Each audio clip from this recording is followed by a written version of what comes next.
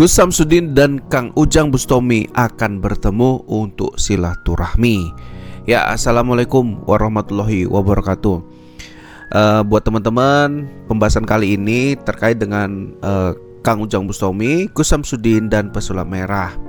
Yang dimana beberapa waktu yang lalu saya sempat membahas perbedaan pandangan dan sikap antara Pesulap Merah ke Ujang Bustami, Kang Ujang Bustami, dan sikap Pesulap Merah ke Gus Samsudin.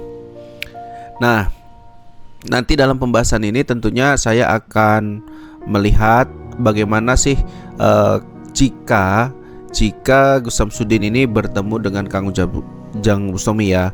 Kalau dalam konten-konten yang sudah beredar luas di media ya, memang tidak ada pertemuan secara langsung antara Gus Samsudin dan Kang Ujang Bustami. Tapi ada suatu judul sebuah video yang mengatakan dukun yang menyerang Gus Samsudin ya menantang Kang Ujang Bustami. Ya, itu yang saya dapatkan. Entah kalau saya silap ya. Tapi menyangkut dengan Pesulap Merah, apa sih ya perbedaannya Gus Samsudin ini dengan Kang Ujang Bustami gitu ya. Sama-sama spiritual, sama-sama konten settingan, kok bisa Pesulap Merah itu memiliki sifat yang lebih menghormati sosok Kang Ujang Bustami ya. Namun ini sudah saya sampaikan di video sebelumnya, tapi di kesempatan ini saya akan mencoba untuk membahasnya kembali sebelum persoalan dengan perjumpaan antara Gus Samsudin dan Kang Ujang Bustami. Sebelumnya saya doakan buat teman-teman sehat-sehat selalu, dimurahkan rezekinya, yang sakit disembuhkan, yang lagi kesusahan ekonomi dipermudah ya dengan cara-cara Allah, dengan cara-cara halal tentunya. Ya, buat teman-teman, jadi Pesulap Merah ini berkomentar pada saat Gus Samsudin ini sudah bebas. Ya, bebasnya Gus Samsudin harusnya menjadi kekalahan daripada Pesulap Merah yang terus koar-koar pada saat Gus Samsudin itu di penjara, sampai dia berlebihan sekali ya. Orang nomor satu di Indonesia yang berlebihan, orang di penjara kemudian dikirim karangan bunga ke selnya, ke tempat Gus Samsudin, tempat orang yang di penjara. Nampaknya satu-satunya hanya Pesulap Merah ya, yang nyeleneh bin ajaib, yang tentu ya kalau satu orang dari jutaan masyarakat dia yang melakukannya, berarti dia yang aneh ya. Kalau misalkan banyak orang yang melakukan, berarti normal hal seperti itu. Tapi ini perbuatan yang aneh. Orang lagi kena musibah, dikirim karangan bunga, mengucapkan selamat, syukur atas ditangkapnya Gus Samsudin. Lebih aneh lagi, lebih ajaib lagi ya, dibuatlah syukuran, potong kambing atas Gus Samsudin yang di penjara. Ini udah salah maknanya ya teman-teman ya. Walaupun ya saya ngomong begini, tetap ada dalih dari Pesulap Merah untuk membenarkan perbuatannya. Dia akan mencari orang-orang yang pro dengannya dan kontra dengan Gus Samsudin. Ya, seperti itu. Kalau saya setuju kalau Marcel ini menggelar syukuran, tapi nggak usah karena kesengsaraan orang, dukanya orang gitu, karena dia lagi kena musibah, kemudian Anda senang-senang dengan konten gitu. Tujuannya sebetulnya nyari duit kan dengan konten, tapi maknanya tadi itu, tujuannya tadi itu yang sudah salah. Dan edukasi panjenengan ke masyarakat Indonesia itu sebetulnya udah menyimpang gitu. Bagaimana orang di penjara kena musibah ya, yang belum tentu dia pelakunya karena belum disidang, Anda buat sesuatu hal yang sangat menjatuhkan harga diri seseorang. Kalau dia memang sudah disidang, diponis dia bersalah, terbukti, ya monggo, karena Anda punya dasar. Dasarnya apa? Dasarnya adalah pengadilan. Ya, keadilan tertinggi dari sebuah negara. Ya, dimana diwakili oleh banyak hakim-hakim di situ. Ya. Sebetulnya Pesulap Merah ini wajib meminta maaf kepada seorang Abah Gus Samsudin ya. nggak usahlah nyari salah-salahnya orang kalau diri sendiri juga nggak ngaca ya. Oke, jadi pesulap merah ini adalah seorang sosok pemuda ya, yang lahir dari media entertainment dengan gender pesulap ya. Kalau dia bilang dukun itu profesi cabul, profesi negatif dari sudut kacamatanya.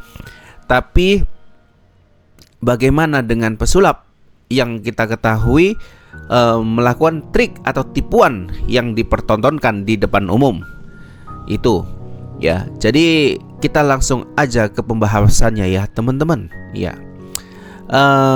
Oke, yang pertama ya, Gus Samsudin pesulap merah kenapa bersifat atau bersikap beda dengan Gus Samsudin, sementara kepada Kang Ujang Bustami beliau sangat-sangat menghormati dan terkesan takut. Nah, penjelasannya beliau ini kalau secara logis itu terkesan takut ya, bukan sesuai fakta ya. Gus Samsudin sama Kang Ujang Bustami ya secara publik telah mengakui kontennya settingan sama-sama. Tapi kenapa pesulap merah terus saja menyudutkan Gus Samsudin ya, disebutnya pembodohan publik dan lain-lain, sementara genre filmnya, kontennya antara Gus Samsudin dan Kang Ujang Bustami itu sama ya, sama-sama konten, sama-sama mengedukasi. Edukasi dasarnya apa? Saya bilang ada edukasi di dalamnya, karena setiap konten yang saya lihat dari Gus Samsudin diawalin dengan bacaan doa, diawali dengan sholawat, diawali dengan pesan-pesan ya yang sangat positif, yang baik, yang dimana kita dalam masyarakat ini bisa menggunakannya sebagai untuk kehidupan sehari-hari, menyikapi jika kita diserang orang, jika kita difitnah orang dan lain-lain. Begitupun juga Kang Ujang Bustami. Jadi ada edukasi, ada pesan moral, ada pesan positif di dalam konten-konten Abah Gus Samsudin ataupun Kang Ujang Bustami sama. Jadi kalau pesulap merah itu kan kemarin bilang Kang Ujang Bustami sudah ngaku dia nggak nipu, kontennya settingan ya. Marcel harus apa dong? Harus punya pendirian dong. Kamu bilang settingan itu adalah bohong, bohong itu adalah hoak, hoak itu adalah menipu. Ya kata Marcel. Jadi kalau panjenengan ngomong kayak gitu ke semua dong, nggak ke Gus Samsudin aja, tapi ke semua, ke Ujang Bustami, ke Gus Samsudin, ke Mamat Karyo, Gus Idris dan lain-lainnya. Ya, harus punya pendirian. Ya, kenapa Marcel Radival terkesan takut? Ya, apakah faktor-faktor yang saya sebutkan ini berpengaruh? Coba netizen pikirkan dulu. Yang pertama, ya, kenapa Marcel dianggap takut? Dianggap terkesan jangan menyudutkan sosok Ujang Bustami. Yang pertama, ya, menurut saya Kang Ujang Bustami punya pengikut ya, dan pengikutnya adalah di sentral Jawa. Artinya pengikutnya orang-orang yang ada di sekitarnya Marcel Radival di daerah Jawa dan sentral ya. Pengikutnya juga mencapai hampir 8 juta, sementara pengikut itu tentu di bawah Marcel Radival.